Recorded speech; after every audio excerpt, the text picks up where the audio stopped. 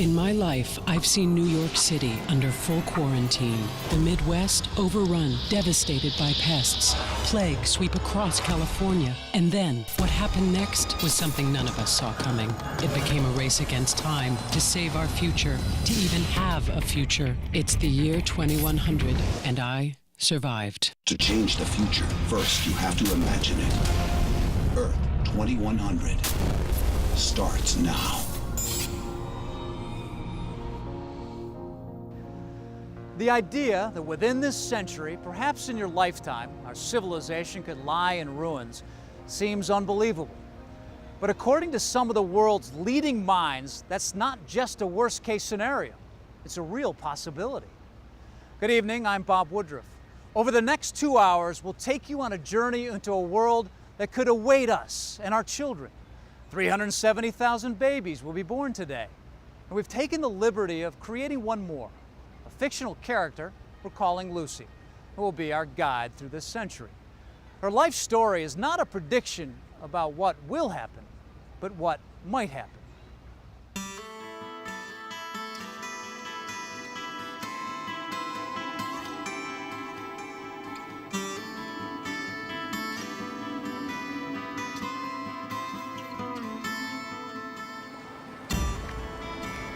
This once glorious city, whose lights at night could be seen for miles, empty now.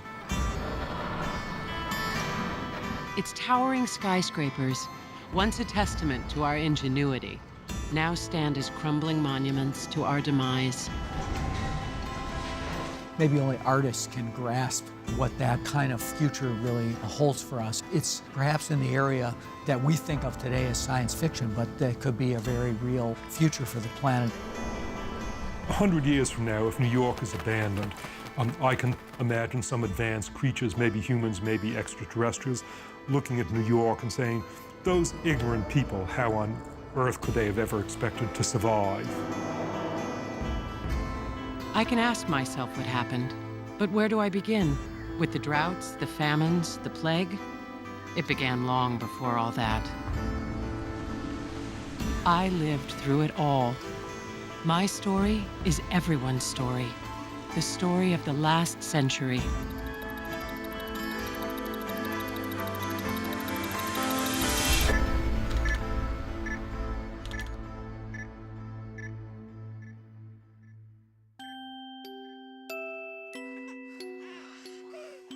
I was born June 2nd, 2009. Civilization was at a crossroads. We were in a race for our future. Today, I say to you that the challenges we face are real. They are serious and they are many. The temperature is expected to keep going up. The stock market plunged. Douglas County will run out of drinking water. They will not be met easily or in a short span of time. A sixth grader came down with suspected swine flu on Wednesday. Energy, climate, food, population, economic pressures. Any one of these challenges might be very serious in itself. But because they're happening all simultaneously, it's going to be very difficult for our governments to cope. When I look at the next century, I feel it's up for grabs. Raising sea level. Catastrophic weather. 10-year drought. It's scary. These are things that are happening today. The time for action is now. The world had never known such uncertainty. We were used to having what we wanted and doing what we wanted. The analogy that I would draw is someone looking at their bank account, and week after week they're withdrawing money and they're enjoying a good life. If they would bother to read the statements, they would see that the bank account is dropping $900, $800, $700, $600. And at that rate, you know that in another 6 months of the good life, there's not going to be a good life anymore. We've acted as though we were independent of the environment. We burned fossil fuels. We've overused our renewable resources in the belief that we could do that forever. People are complaining about the economic crisis we have right now. You haven't seen nothing yet. You know, if we continue down this suicidal pathway that we're on, where we basically turn living stuff into dead stuff and call that economic growth, this will look like the good old days.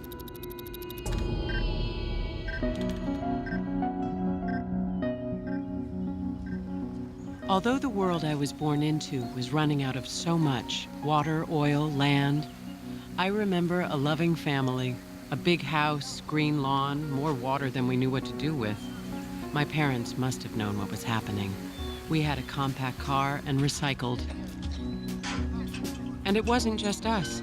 Smart, imaginative people everywhere were working furiously on solutions. Our government was pouring money into alternative energy. It seemed like everyone was growing their own vegetable garden. Windmills were sprouting up all over. People were beginning to understand. But the clock was running out, and nature was always one step ahead. Flowers are blooming earlier, and trees are leafing earlier. Birds are coming back from migration much earlier. If you were to pull back from the Earth, what you would see is sort of a refugee movement, if you will. And species are moving their ranges farther north to get to cool, from south to north, and from the valleys up to the mountaintops.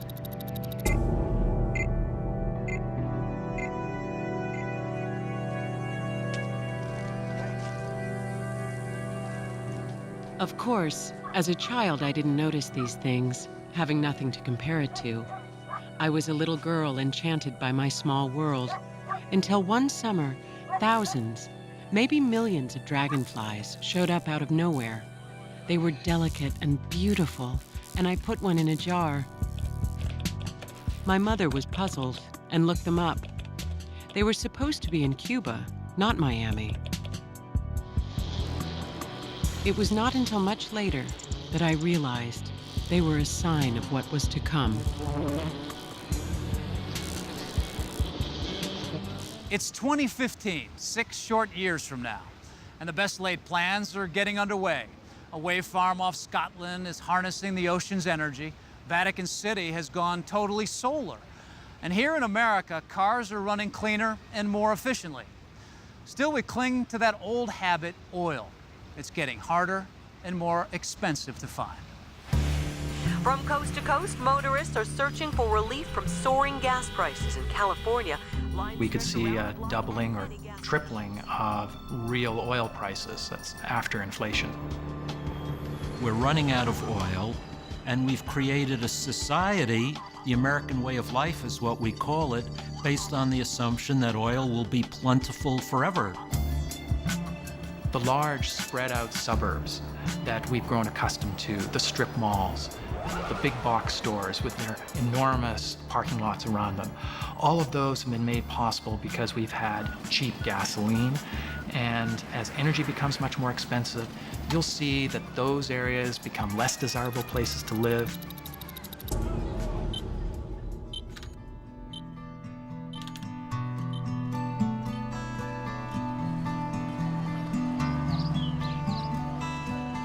The first time I moved, I was 6. A lot of people were leaving the suburbs for the city. There were new jobs, and you didn't need a car for everything.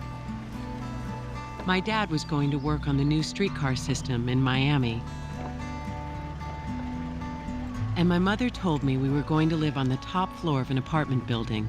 She said we'd see the palm trees below us. I was excited, but also a little sad to leave.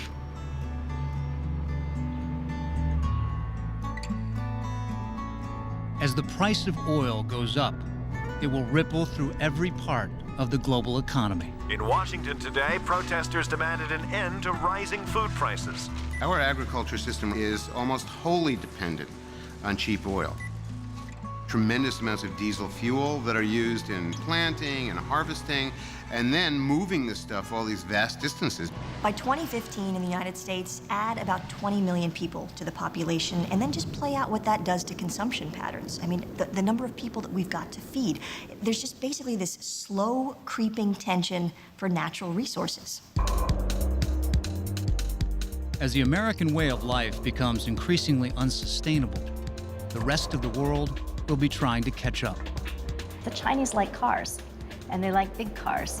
You have 14,000 cars added to China's roads daily. Incomes are rising really rapidly. They're moving into meat-based diets. You need 10 pounds of grain to get 1 pound of meat. There is simply no way that the rest of the world can start eating meat the way we do. If everyone in the world consumed as much as the average American, it would take the resources of 4 Earths to support the planet's population. Which raises the question, should the rest of the world consume less, or should we? American habits, though, are hard to break. We in the U.S. have gotten used to the idea that we're somehow immune to natural limits and it's the other people who are going to suffer. Good morning, Miami. The summer of 2015 is on track to become one of the hottest in history. Temperatures are expected to be in the triple digits. My mother and I were waiting for gas. The line went around the block and then some. Nothing new. But this time, the line had stopped moving altogether.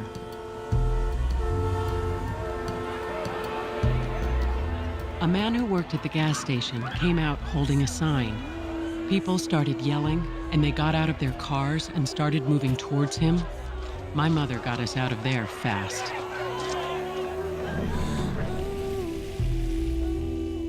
I've been staking out an area that's been hit hard recently by gas snatchers. I look at him, he gets out, walks right up to the car. Wow, look at this, right in the middle of the day. This car's going by and these guys are siphoning gas out of someone's car. In the face of mounting protests over rising gas and food prices, Congress today approved a plan to fund the construction of 40 new coal-fired power plants over the next 5 years. The country took the easy way out. Coal was once again touted as our so-called salvation. But the more coal we burned, the faster our planet warmed. You get the picture. We're spewing more carbon, more methane, more nitrous oxide into the atmosphere. All the bad things of climate change are coming true. And most people were just going along with their everyday lives as if nothing had changed. And until we have a crisis of some kind, I don't think we're going to be motivated to wake up and say, okay, now we have to change. Sometimes it takes a big shock to get people, out of the inertia that's built into the system.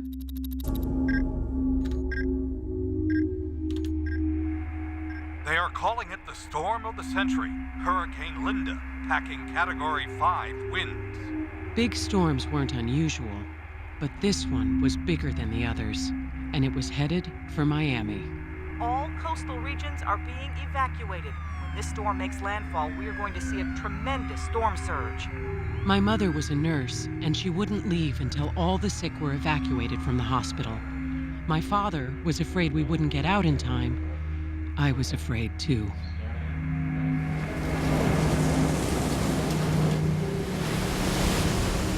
Those who make the decision not to evacuate face life-threatening danger. Between the howling winds and those giant surging waves, Miami is a very scary place to be right now.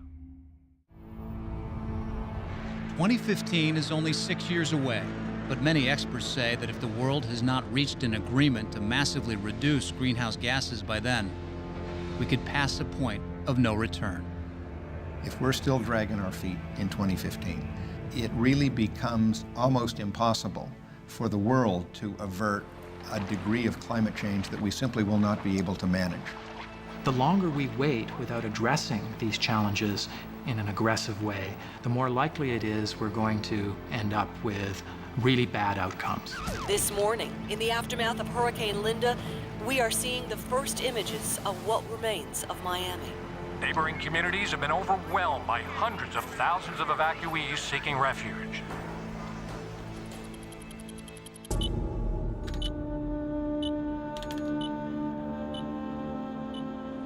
The evacuation center was as big as an airplane hangar.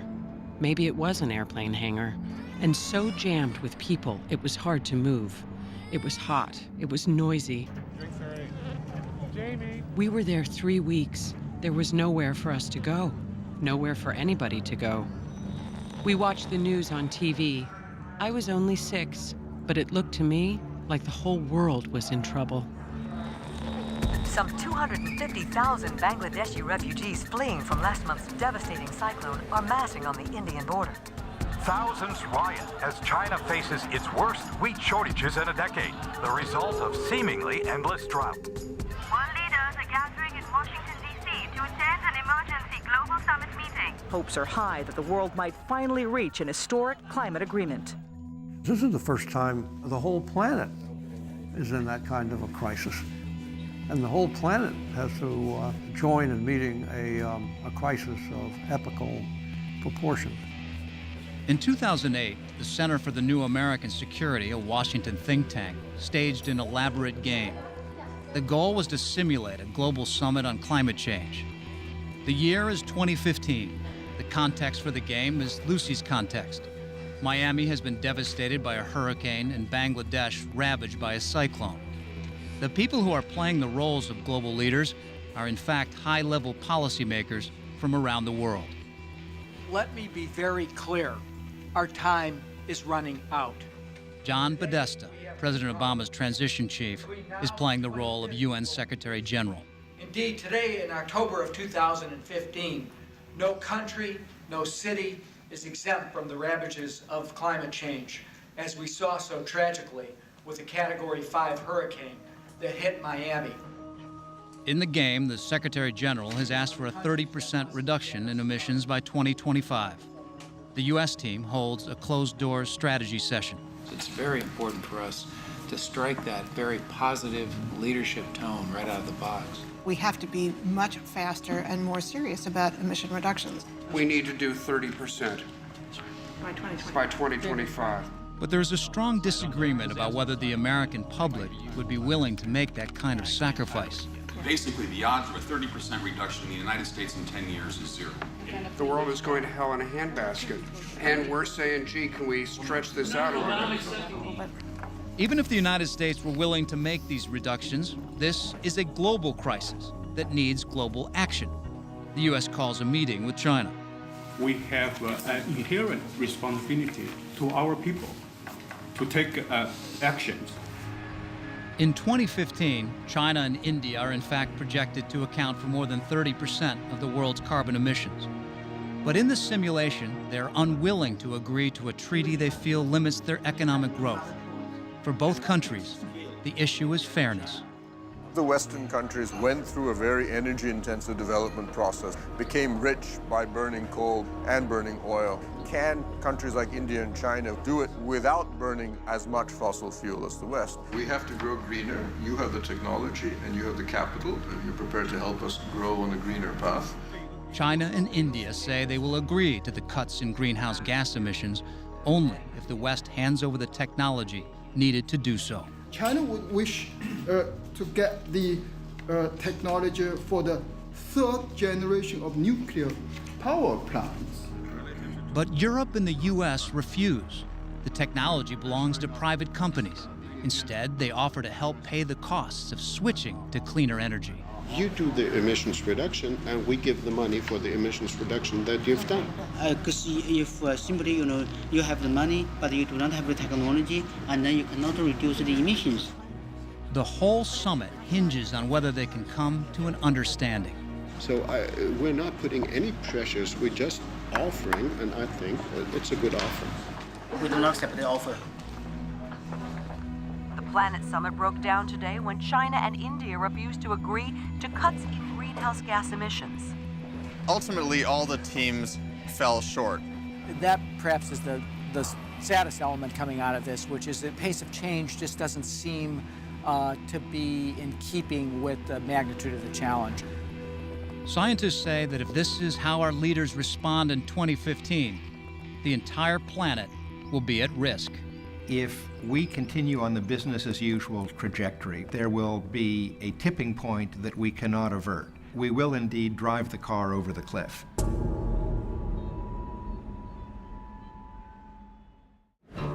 There was a story my mother once told me I'll never forget. You put a frog in a pot of cold water and turn the heat on. The water warms so gradually that the frog doesn't notice. It never realizes the precise moment it's cooked. The frog will sit there because it's not able to detect the small changes in temperature that are making its life increasingly dangerous. And we're in the same sort of situation. We're so adaptable in our evolution as a species, an adaptability that's allowed us to really, in a sense, conquer nature and conquer the world. But at this point, That adaptability is actually a real threat to our existence. As I grew up, it became increasingly clear that we were the frog. After our home was destroyed by the hurricane, my family moved to San Diego. Maybe because it was as far away from Miami as we could get. Finally this evening, saving our seas. The federal government has released a major assessment on the oceans. The news is not good. It's going to be tough to drive this summer. Gas prices are expected to soar even higher. Increased heat speeds up evaporation cycles. Impact, these changes can be Scientists report from the Arctic the tundra is thawing faster than expected. The United Nations announced today that there are now 8 billion people living on Earth.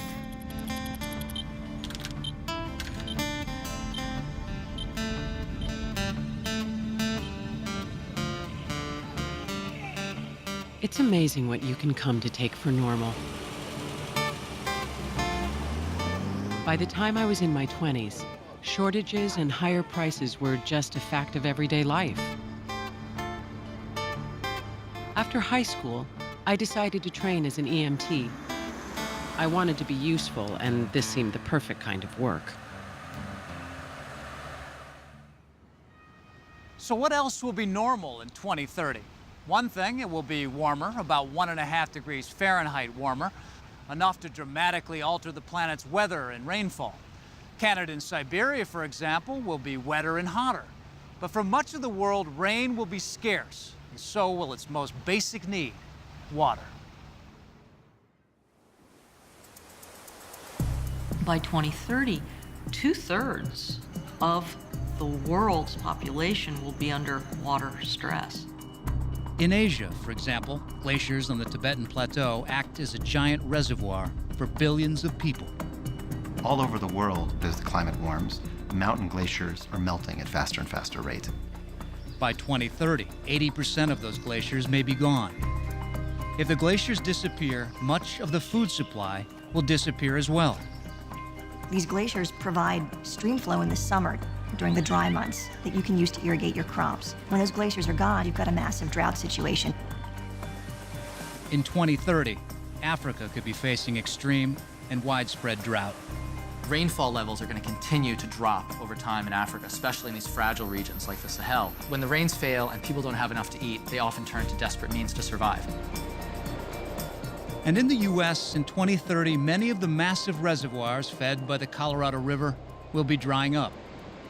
We talk about the Southwest moving into drought as a way to describe what's going to happen, but technically, the Southwest, it's not going to be in drought, it's going to become a desert.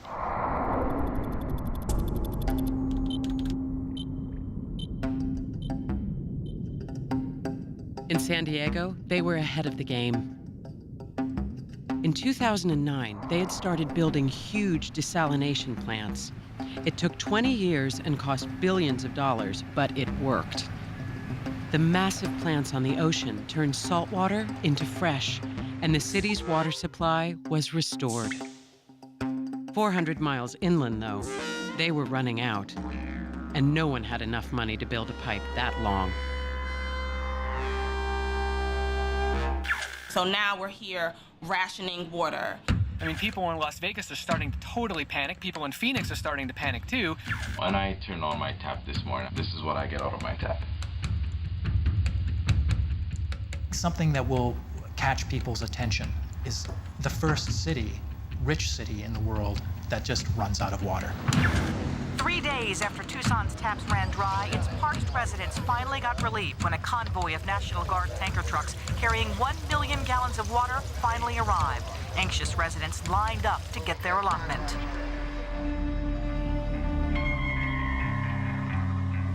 What happened there scared the whole country. In San Diego, when the private companies who desalinated our water used Tucson as an excuse and jacked up our water prices, I decided enough was enough. I went to a rally. A man standing next to me saw me yelling and said, "I'm glad you're on our side." To make a short story even shorter, we fell in love on the spot. 2 months later, Josh and I were married. A year later, our daughter Molly was born, with a head full of red hair. And the desalination companies? They backed down. We had won. Josh and I had friends who, like us, were determined to reimagine the future. We were all of us optimists.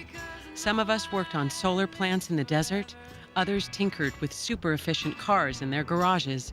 Still others designed fantastical cities on their computers. It was an exciting time to be young.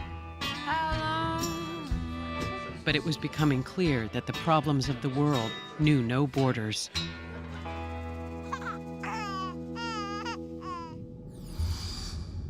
Global population is now approaching 9 billion.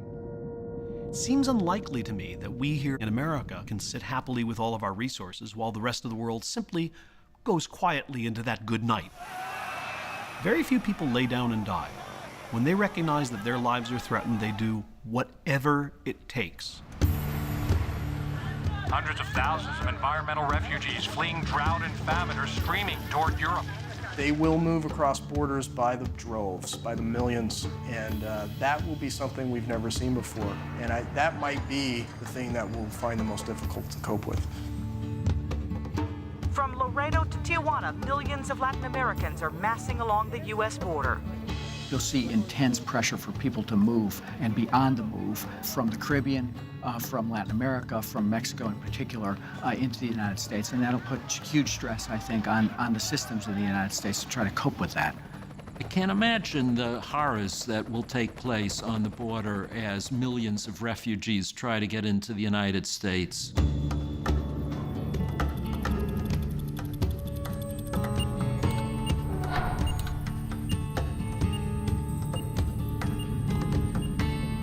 I was working the midnight shift when a call came from the border police. "Be careful," Josh said. "This doesn't sound good." Thousands of refugees had been arriving at the border, desperate for water and food. Someone had blown a hole through the wall, and thousands of people were streaming through.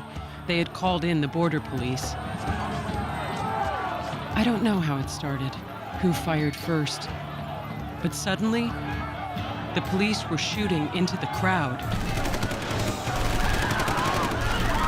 There were people falling, panic everywhere.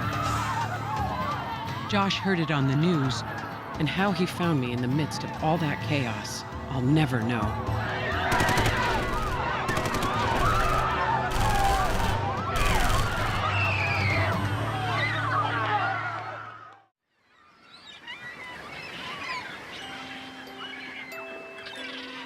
In San Diego, Josh and Molly and I took long walks on the beach to look for birds. Over the years, our favorites started to disappear. The worst was the end of the albatross. These marvelous birds had finally been done in by fishermen's long lines. It was a bad omen for the rest of us.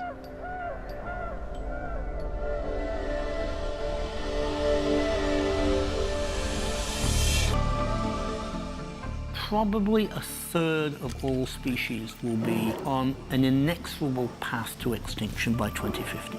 They will include familiar species like lions and tigers and bears, but there will also be huge areas of the planet which presently are really lovely and beautiful and diverse.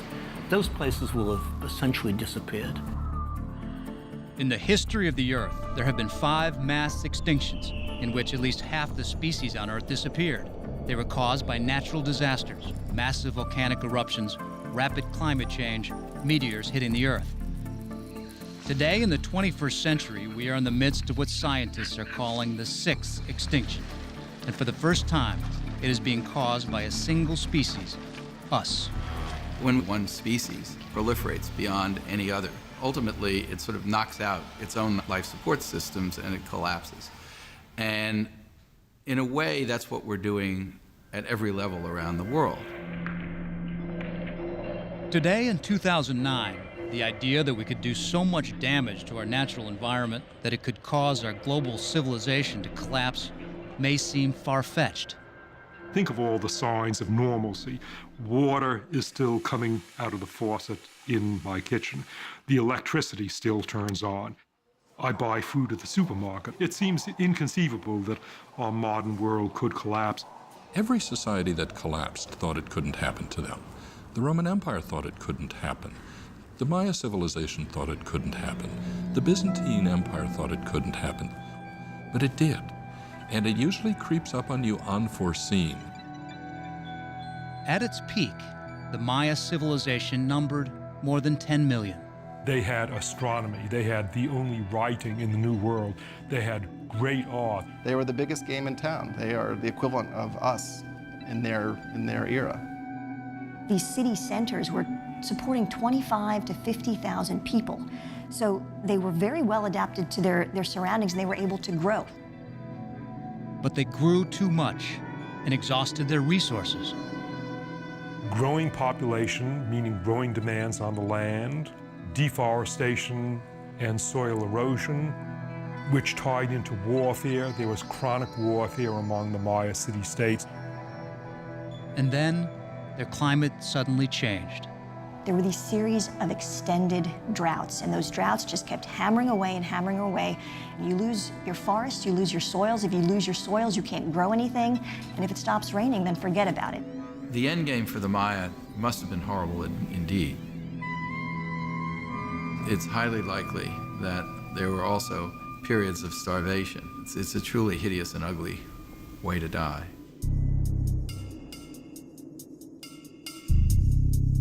The Roman Empire faced many of the same problems that we face today. It was kind of a precursor of our globalized economy. In just a few short centuries, Rome built an empire that stretched across 3 continents. As it expanded, the requirements for simply feeding its cities and feeding its army became so large that the empire couldn't generate enough food energy, enough grain, to adequately meet all its obligations. So there was a constant fiscal crisis and financial crisis. As resources ran out, their empire collapsed. The city of Rome itself went from 1 million people down to perhaps 30,000, and that was the largest city in Western Europe at the time. Civilizations in the past have lost the fight. I mean, they have collapsed as a result of the inability to deal with several different events going on at once. And so, I think the takeaway is that honestly, we're not that special. Easter Island, one of the most remote places in the world. It's hard to imagine that a civilization once thrived on such a barren island, but it didn't always look like this. Easter Island used to be covered by a forest of dozens of tree species, including the biggest palm tree in the world. But as their population grew, so too did their demand for wood. As they gradually cut down more and more trees, the trees didn't grow back rapidly enough to replace the trees that were being cut down. So sometime in the 1600s, the last tree was cut down. You saw all of the classic signatures of collapse. The population plummeted, there was starvation, and essentially they turned to cannibalism. The question is, what was that person on Easter Island thinking when they chopped down the last tree? The pattern is clear. Civilizations that grow too large and consume too much damage their own life support systems. As resources run out, they begin to fight each other over what little is left. Then they either starve or leave. But in our case, where can we go?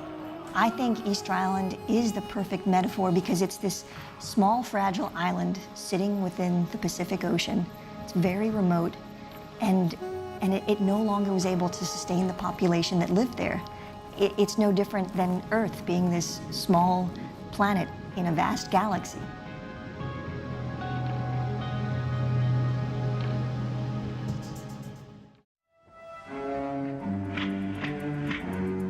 Think about that cartoon movie that was made about the Beatles' music, Yellow Submarine. There was a creature in it. Hey, look who's back. Full speed ahead. Its head is a funnel that functions as a vacuum cleaner. And we're being swallowed. Lovely. Suddenly it's run out of things to point at. There's nothing left, so it's looking around for something, and finally it looks down. It sucks itself up, and then we have a blank screen. There we are. The moral of that story?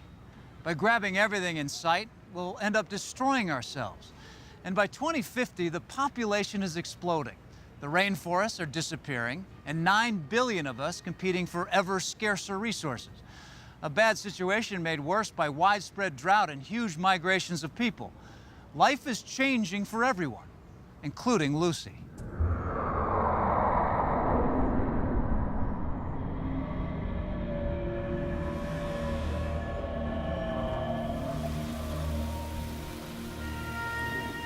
My parents both got sick the winter of 2050. It was a horrible flu that year. It seemed the viruses were getting worse each passing season. I kept them comfortable, and I'm glad they were at home and together when they died. After that, there was nothing to keep us in San Diego. Josh and I decided it was time to leave.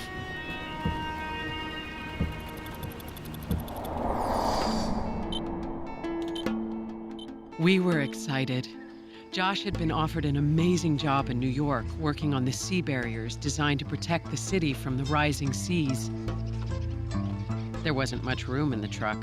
We took clothes, a few books, and 50 gallons of water. Everything else we left behind. GPS 2100. Please select your destination. New York City. Calculating safest route.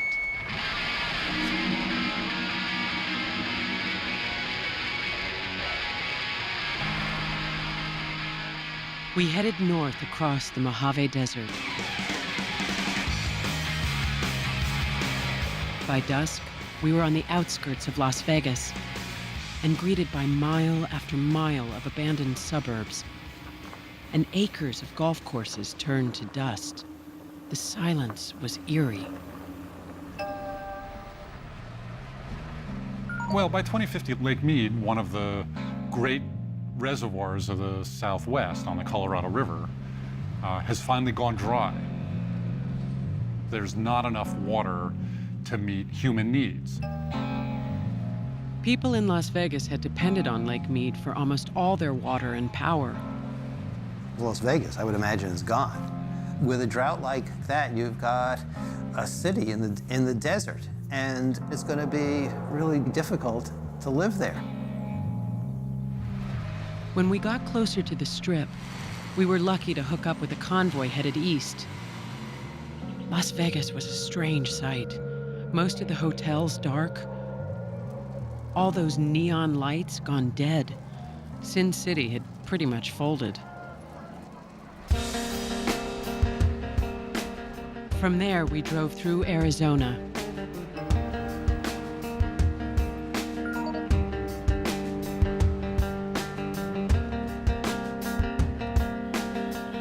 Daybreak, rising out of the desert, we saw something wonderful. These huge new solar plants, 50 square miles of reflectors. They hadn't been built soon enough to help Las Vegas, but one day, they were supposed to power the whole West Coast. It was comforting to know. There's tremendous possibility there. In the desert Southwest, there's a capacity to produce solar power and move it to where the great population centers in the United States are.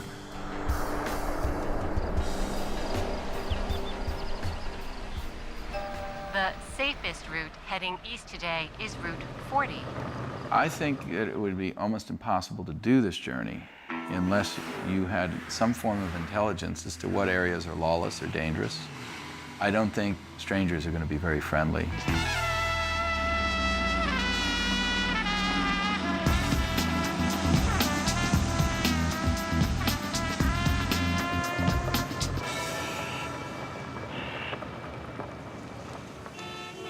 By the time we got onto Route 15, we were grimy and tired. The scene in front of us had jolted us out of our days. Hundreds of people packed the road, all of them streaming out of the Southwest heading north. It felt like the Dust Bowl all over again. Think what it would be like if we have millions of neighbors to the south heading north because they don't have food and they don't have water. They shouted at us as we drove past. Molly was half out of the window, catching everything with her camera. Suddenly, a man grabbed her arm. He had a gun and pointed it at Molly's face. "Get out of the truck right now," he yelled. I'd never been so terrified. But within seconds, 2 men from the convoy pulled their own guns, and the man melted back into the crowd. We knew now just how dangerous the border regions had become, and how lucky we were to be headed east.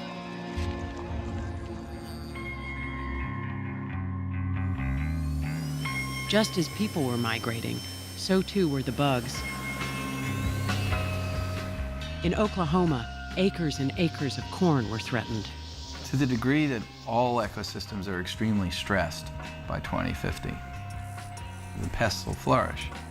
There's an arms race between breeding crops that are resistant to various pests and the pests themselves, because to the degree that we've simplified our food system, we've also made it massively vulnerable.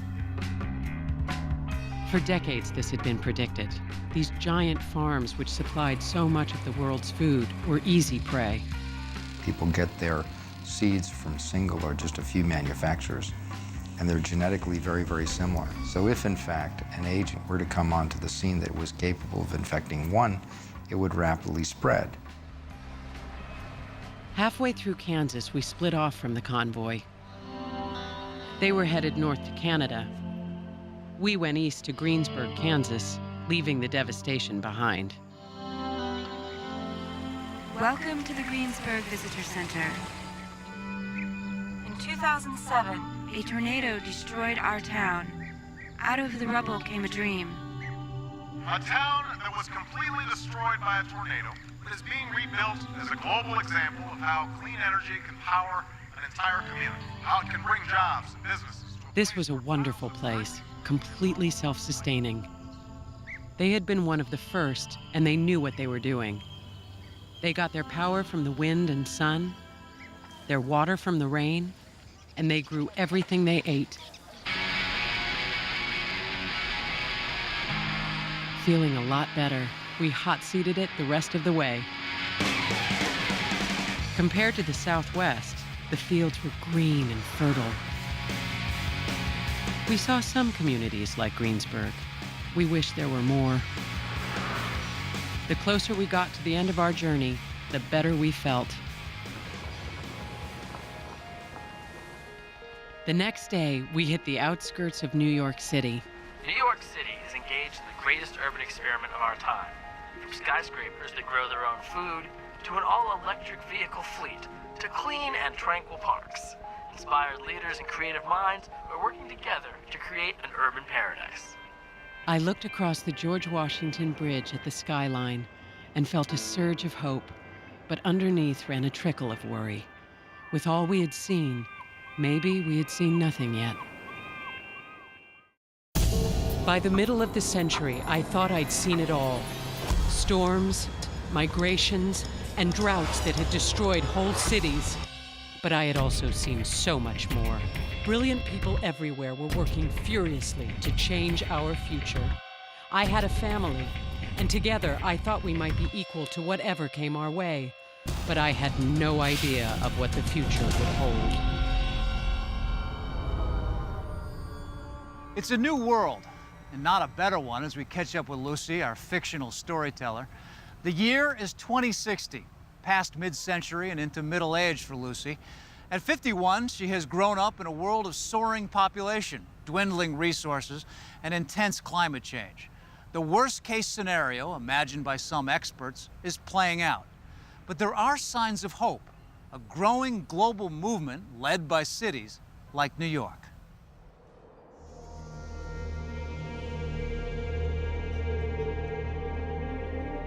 New York is probably the most geographically favored city in America. Great port, rich fisheries around it, this wonderful river that allows transport and access to great farmland. It's a center of the arts. It's been a center of finance. I think it'll continue to be so.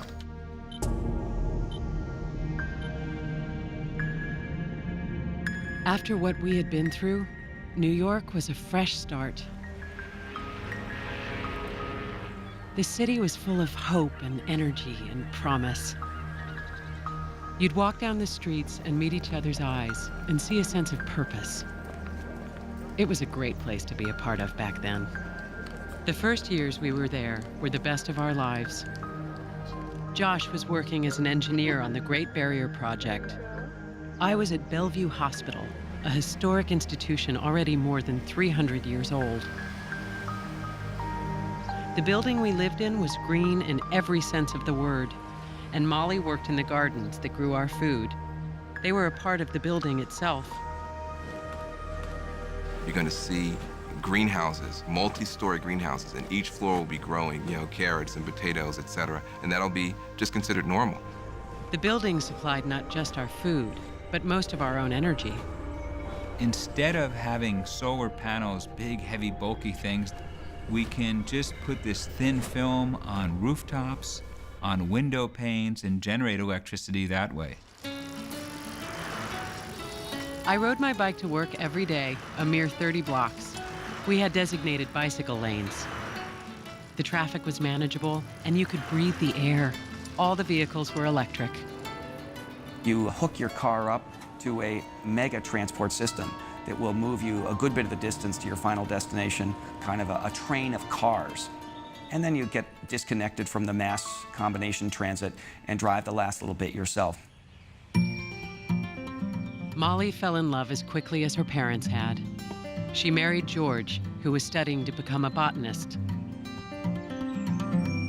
A year later, my grandson Daniel was born, and a lovelier child I had never seen. It was a happy time. And when Molly told me they were moving upstate to work on a real farm, Josh and I understood. It had always been their dream.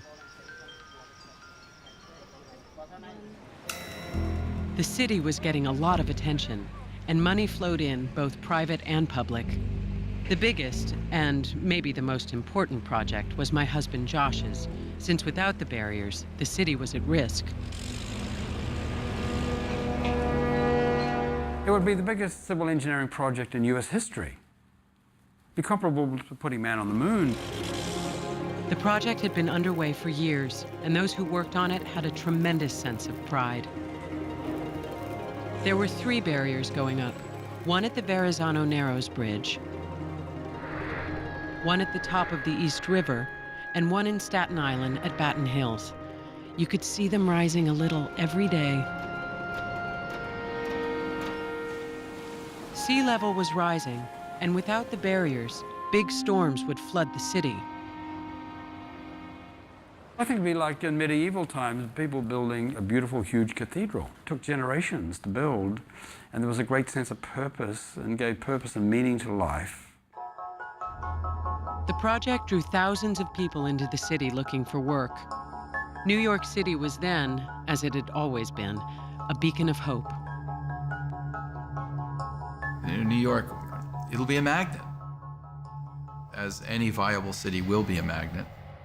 These cities where people come to flee become petri dishes for diseases and new diseases and resistant forms of disease. There are a number of infectious diseases that are currently confined to tropical and subtropical areas that are likely to spread into temperate zones. And this is something that I'm very concerned about. Keeping New York safe from disease was crucial, and Bellevue was busy. I didn't feel as tired at the end of the day as I might have. We were doing important work, keeping a close eye on any new diseases. I remember the night I was called to the workers' camps in Flushing. A young Ecuadorian family had just arrived in New York, and they all had high fevers and blisters on their hands and feet. We sprung into action immediately, closed off the neighborhood, and called in the CDC.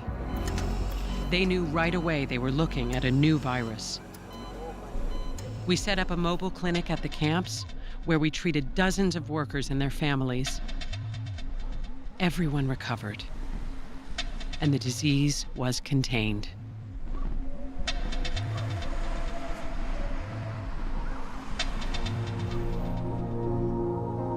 Imagine now the year 2070, when things are in danger of unraveling. Sea levels have risen nearly 3 feet, redrawing the map of the world. Island nations have disappeared. Much of Bangladesh reclaimed by the sea. Some of California's famous beaches gone. The Florida Everglades underwater. Now the richest countries are being forced to come up with innovative and expensive solutions. Lucy's husband, Josh, is one of the leaders.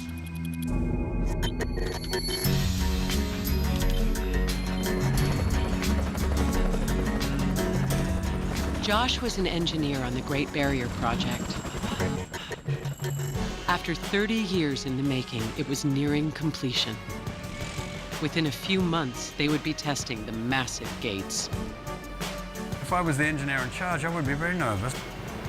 But you would have practice runs, and during nice weather, you would say, all right, let's close the gates today and make sure everything's working right, it's not going to jam up. Josh was worried about something else, too.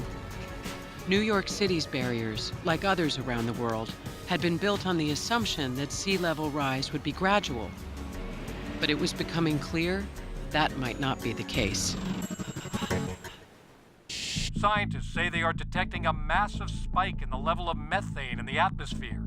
Climate in general doesn't change smoothly the way we're used to seeing projections from climate models. We find that the transitions from warm to cold or cold to warm, some of those transitions can be really, really abrupt.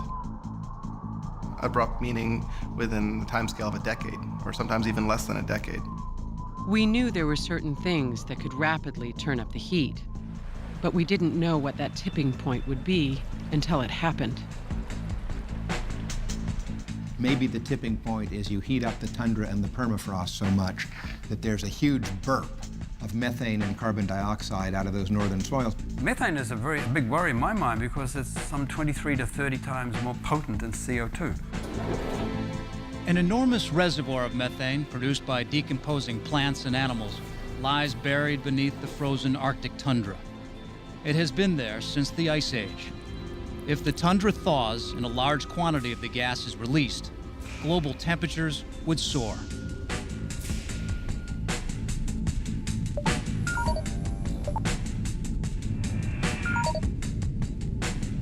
This is a bit like a light switch.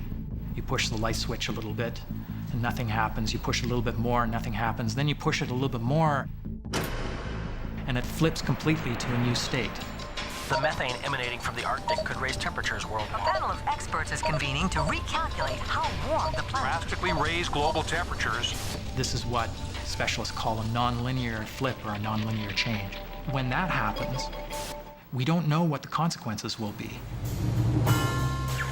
Spiking global temperatures are wreaking havoc with the Greenland ice sheet. Some fear that the colossal sheet is on the verge of collapse. Unless drastic measures are taken, low-lying coastal cities around the world could expect to see disastrous flooding. Citizens are demanding their governments respond to the impending temperature. The Pentagon today held closed-door meetings to discuss climate change. Our top story tonight, the president is announcing the Cosmic Shield Project, which aims to halt the disintegration of the Greenland ice sheet. Imagine now that you're the president of the United States, and you have word that Greenland is going to collapse in the next 10 years, adding 7 meters of sea level. I'm not saying that is happening today. I'm saying imagine that were to happen. And you were told that technology exists to stop it. Wouldn't you be tempted to use it?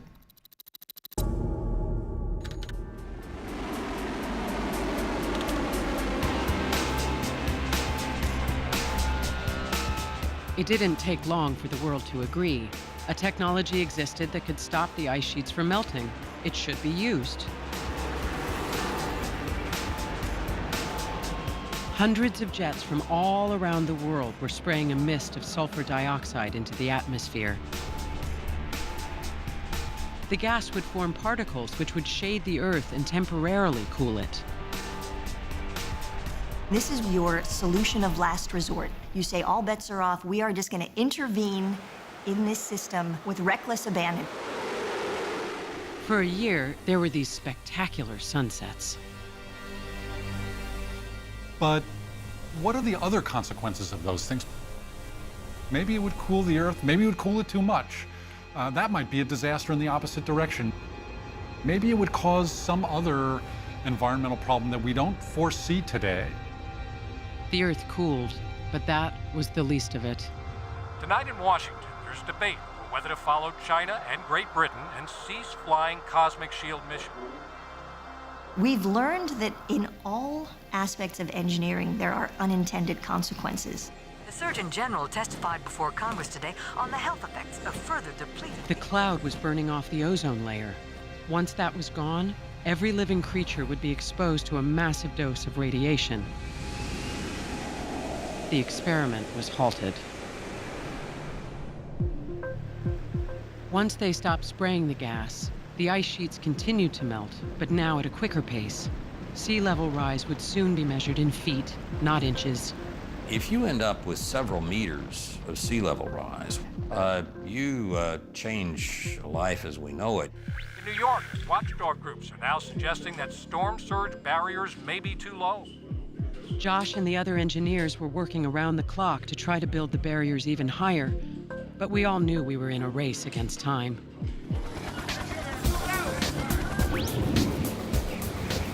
Society is not set up to deal with rapid sea level rise. It would be a catastrophe of a magnitude we've never experienced. One of our political leaders said not too long ago that the American way of life is non-negotiable. And we're going to discover the hard way that when you don't negotiate the circumstances that are sent to you by the universe, you automatically get assigned a new negotiating partner named reality. And then it will negotiate for you. You don't even have to be in the room.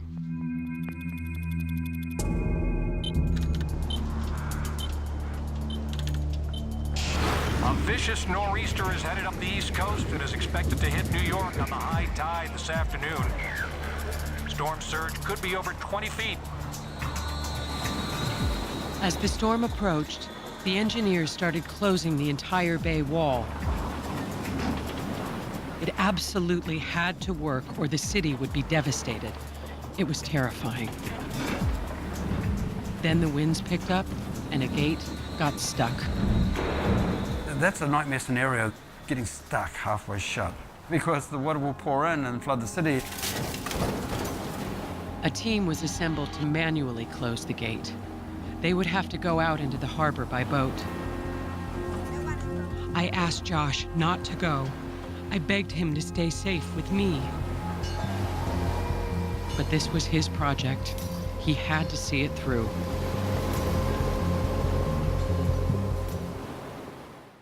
Earth 2100. Cities abandoned. Large parts of America suffering from drought. The possible collapse of civilization. The worst-case scenario in tonight's special broadcast sounds like something out of a science fiction movie, but it is based on the work of some of the world's foremost scientists and thinkers. If you want to learn more about how we developed our ideas, go to abcnews.com and click on Earth 2100. There you'll find an annotated script of the entire program. For each scenario portrayed in our broadcast, we have included the expert quotes and facts on which we base this vision of the future. All ecosystems are extremely stressed by 2050. You will also be able to view expanded sections of selected interviews.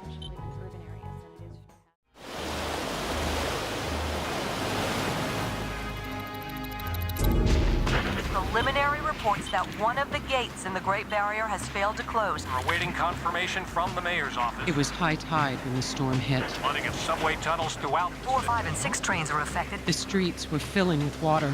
The mayor has made the decision to evacuate City Hall. Something had gone terribly wrong. Seeing truly catastrophic flooding. The tide comes in, and on top of that, the surge. The Holland and Lincoln tunnels are filling with seawater. When New York begins to flood, it'll be total chaos. There's an evacuation order in effect. The Office of Emergency Management says we have to evacuate. But we've got a problem. The subway is full of seawater and is shut down. What do people do? Authorities are now telling anyone still in the city to remain calm and stay inside.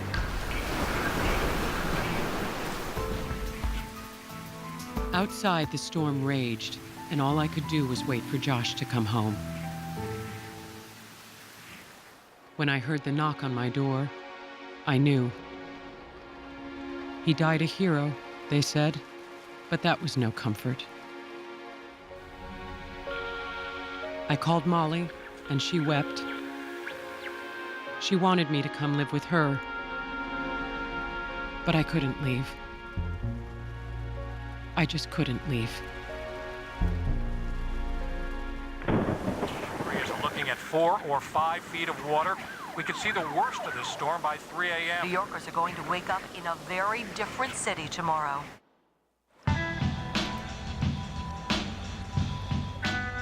As the sun rose the next day, it was clear that both my city and my life had been destroyed.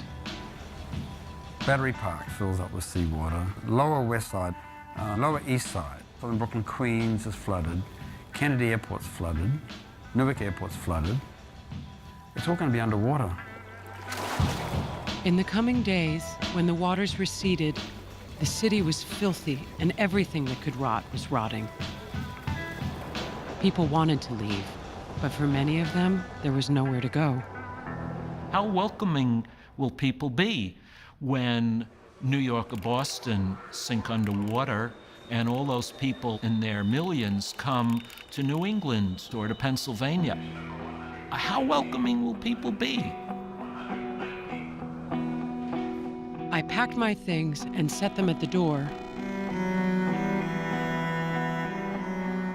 but I didn't leave. I suppose you could say I was stubborn, and I was needed at Bellevue more than ever. There were millions who needed someone to care for them.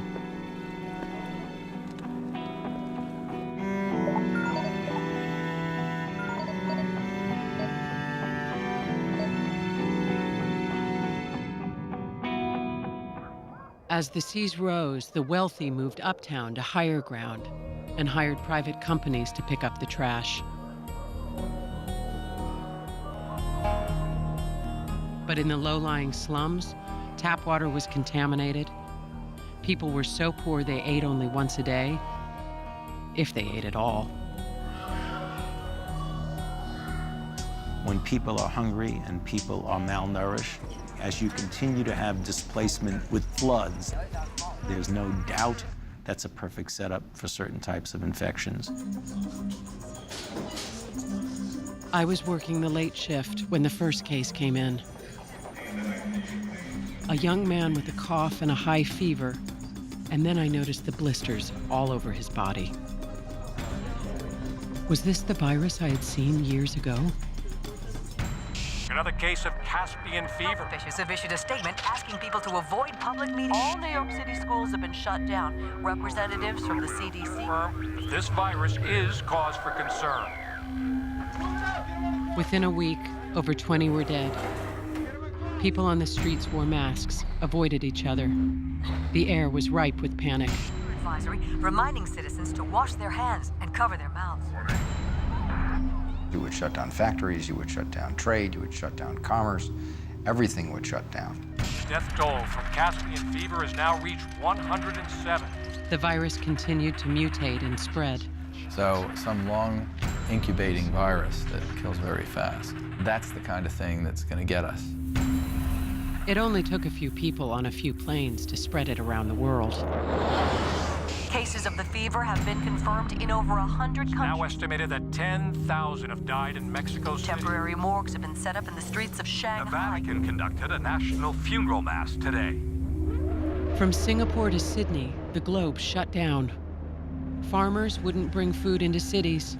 Cargo ships wouldn't dock, let alone unload. Billions were on the verge of starvation.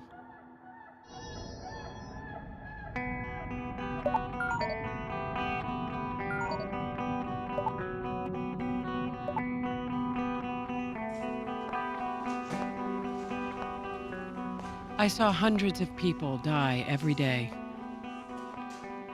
I was immune, one of the lucky ones. It was hard to feel anything. There was too much to feel. You think about the effect that this kind of disaster would have. Everybody's depressed. What do you do with all the bodies? Are people just going to, take their loved ones to the local park and leave them there? At that point, cities will be unbearable. You could see it on people's faces on the street. They had given up. As more and more people died, all services broke down. There were frequent blackouts. And now, connections to the internet were intermittent at best. Around the world, deaths from the Caspian fever show no sign. And then one day, the power just went out. The phones, the internet, the whole data network went down. Some said it was a terrorist. Others thought it was the flooding. Suddenly, no one knew anything for sure. If communication breaks down, rumor becomes the communication system, then a mob psychology takes over. Collapse is not something that actually happens overnight. It's the result of an accumulation of stresses and erosion of the internal strength of society, so that it just becomes like an eggshell, and one last shock breaks it.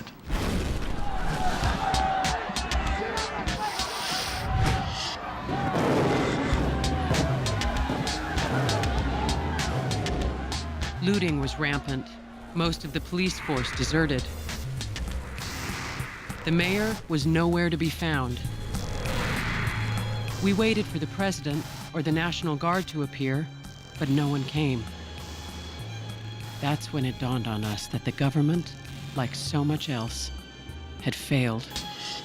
If the world breaks down, if globalization breaks down, then even the capacity of the United States to kind of manage a degraded global environment, I think, will come into question. What we'll see is the federal government being viewed as something not to be taken seriously anymore.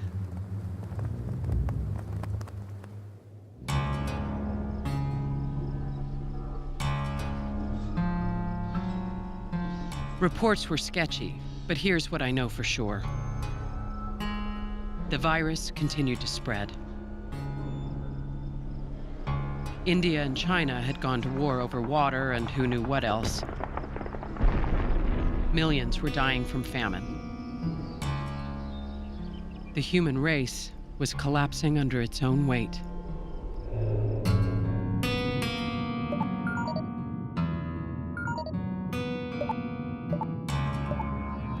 By that time, I would guess that we will be seeing a substantial die-off of the human population.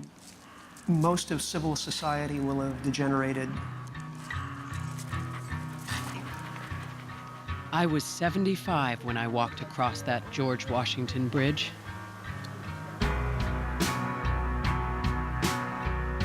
There were no checkpoints anymore.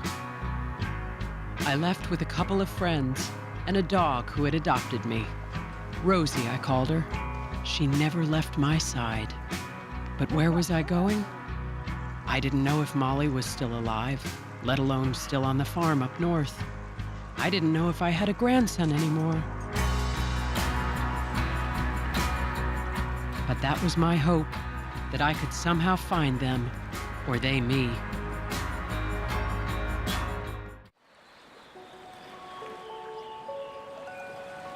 A few hundred years down the line, they'll look back and say, the Dark Ages began in the 21st century.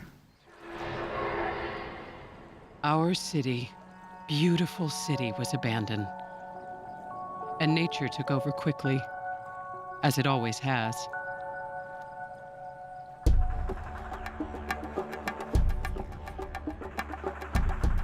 The breakdown would be rather rapid. The flooding of Manhattan would have a real destabilizing effect. The subway tunnels would flood and they would stay flooded. The columns that hold up the streets, they're steel, they will rust, they will corrode. The streets above them start caving in, and lo and behold, we have surface rivers once again in Manhattan. Nature has that momentum, you see, to take this thing back. Practically become like a jungle here. It won't be the asphalt jungle, it'll be the real jungle. Your big skyscrapers here are well anchored into Manhattan schist. On the other hand, they weren't designed to be waterlogged.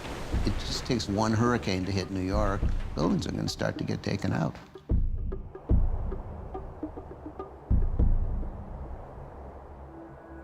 And it wasn't just the city. Our whole way of life had crumbled. But I found my daughter Molly and Daniel, my grandson. He was a young man now. Molly's husband, George, had been killed. Both of us were widows now. It is a hard life. The United States is fragmented into a million shards. We're all cut off from each other, each protecting what little we have. It would be a wrenching transition. It would be a catastrophic transition. It's something we don't want to experience. The Dark Ages were called the Dark Ages for a reason. I fear that we'll see a world like medieval Europe, where you have feudal states fighting for what remains of a source of water, a source of energy.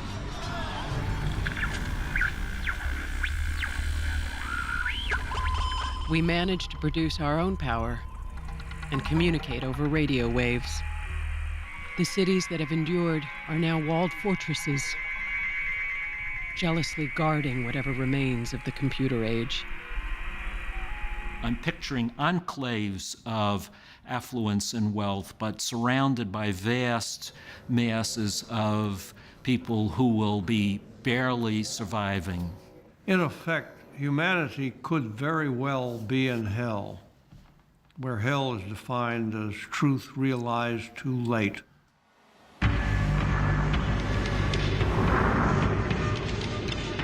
We have had to relearn what we had unlearned centuries before. How to live off the land, how to make do. I think we'll see a world in which literature, the arts, democracy, those will disappear, largely disappear. How much of the wonderful scientific breakthroughs of the 20th and 21st century will still be retained? If it's some electronic-based thing, it could all be lost. My grandson Daniel might never hear a symphony, go to college, or read the books I read. He will never marvel at a right whale, the beauty of a coral reef, or a spotted owl.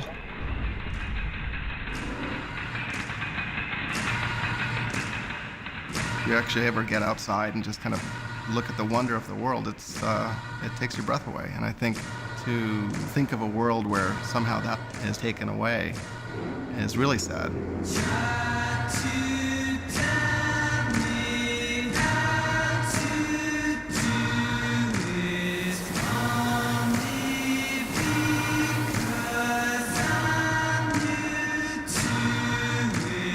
We're going to leave a planet that is so desperately beaten up that it will probably take hundreds of thousands of years to get it back, to restore it. We will have lost so much of our natural heritage.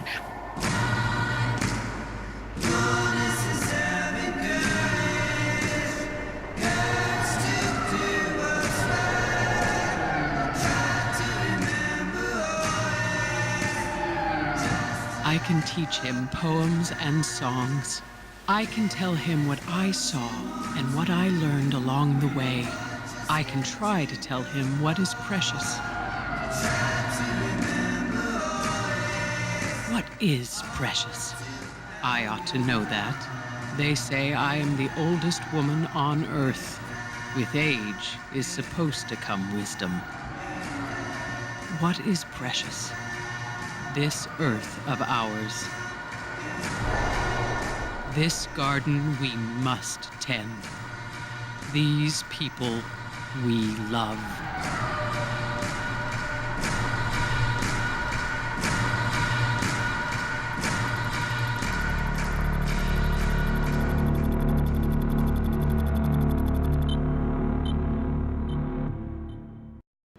Lucy's story is a worst-case scenario of what could happen if we continue on our current path. It's a wake-up call, a challenge for us to plan a different course. But our experts say we must act immediately. Where did Lucy's world go wrong? What can we learn from their mistakes? We turn back the clock now to show you a vision of a future we can still create. a future out there that's a much better future than the present that we're living in right now, to be sure. If we took the measures we should take, 2100 would be at the beginning of an era that we today would regard as paradise. We have a chance to get it right, to move from a disconnected, inefficient world fighting populations to a sustainable planet. The problem we face today is how do we get from here to there?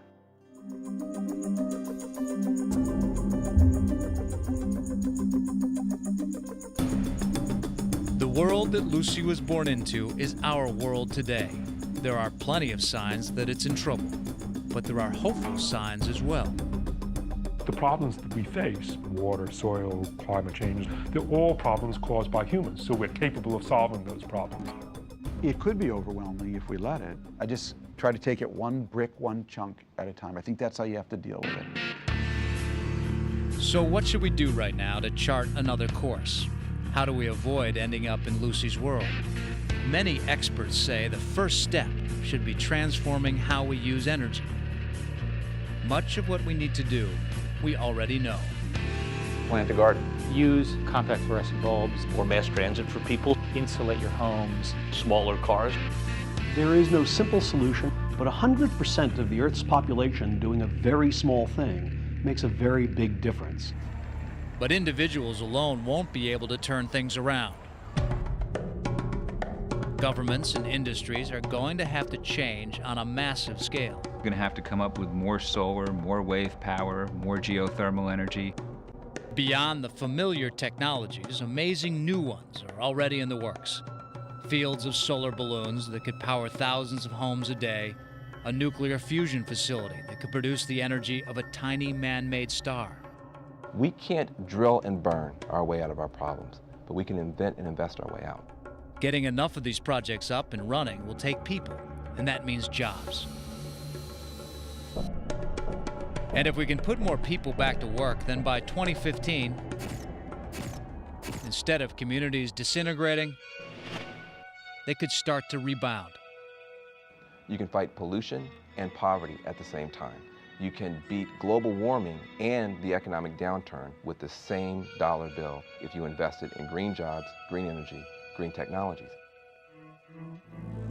If we start those investments today, there wouldn't be gas lines and fights as in Lucy's world. Instead, there would be electric cars that could run 300 miles per charge. But completely redesigning our energy system would require rapid change. It would mean both sacrifice and hard work for the whole country. But we have done it before. The thing I would compare it to is World War II. After Pearl Harbor, FDR turned to Detroit, the automakers, and said, you will now make tanks. You will now make Jeeps. Just like that. That was like overnight almost. And they did it. And we won that war. It's going to take that same level of commitment. Imagine that all of us did enough things that it made a real difference in our country. What effect does that have on China, on India, on other nations? Well, if we don't set an example as the strongest and most important country in the world, what do we expect them to do? They're not going to follow if we don't lead. World leaders are gathering in Washington, D.C. to attend an emergency global summit meeting. A turning point in Lucy's world was the Global Summit of 2015. When the world leaders failed to agree on actions to slow climate change, we do not accept the offer. They set in motion all the disasters that would follow. But what if they had agreed? For the first time ever, China, India, the U.S., and Europe have reached an agreement that could avert catastrophic climate change. By tackling climate change, you end up tackling energy, you end up tackling food, you end up tackling water resources. You could change this vicious cycle, I think, into a virtuous cycle. Then what we could see is actually billions of people coming into far more stable, sustainable, prosperous economies. As we move forward in the century, we will see the investments and hard choices we made early on begin to pay off. The positive scenario is fossil fuels will be disappearing. We're growing more food with less water. We've restored ecosystems. By the middle of the century, we would be using water and other resources much more carefully. Farmers would be planting drought-resistant crops. Water would be recycled, and there would be enough to support the U.S. Southwest. In 2050, places like Las Vegas could survive. The hope is that once we figure out how to solve these problems, we'll be in a much better position to help the rest of the world. If we can actually raise the prospects of the bottom few billion people, we actually make global stability possible. We reduce mass migration, refugee movements, desperation, actually slow population growth. And if we do all those things, we just bring a sustainable world prosperity closer to hand. So there's a very good chance by about 2050, the worst part of the crisis having passed. It doesn't mean that there aren't going to be big problems still to face, but it means that we will have avoided sailing right off the cliff. By 2100, our world could be transformed. Just imagine a city that's not polluted, that has a great transportation infrastructure.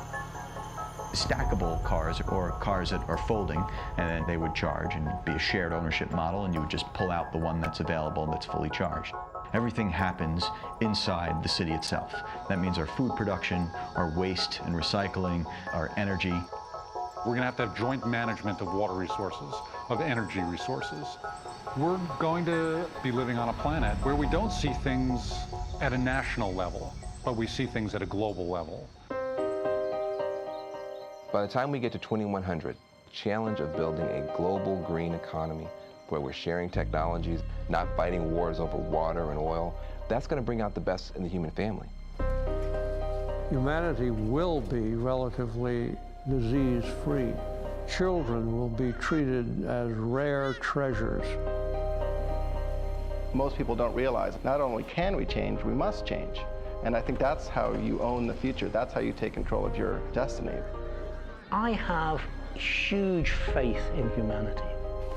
We will be able to create a world that will have a livable planet for our kids and their kids. That is our opportunity. That is our obligation.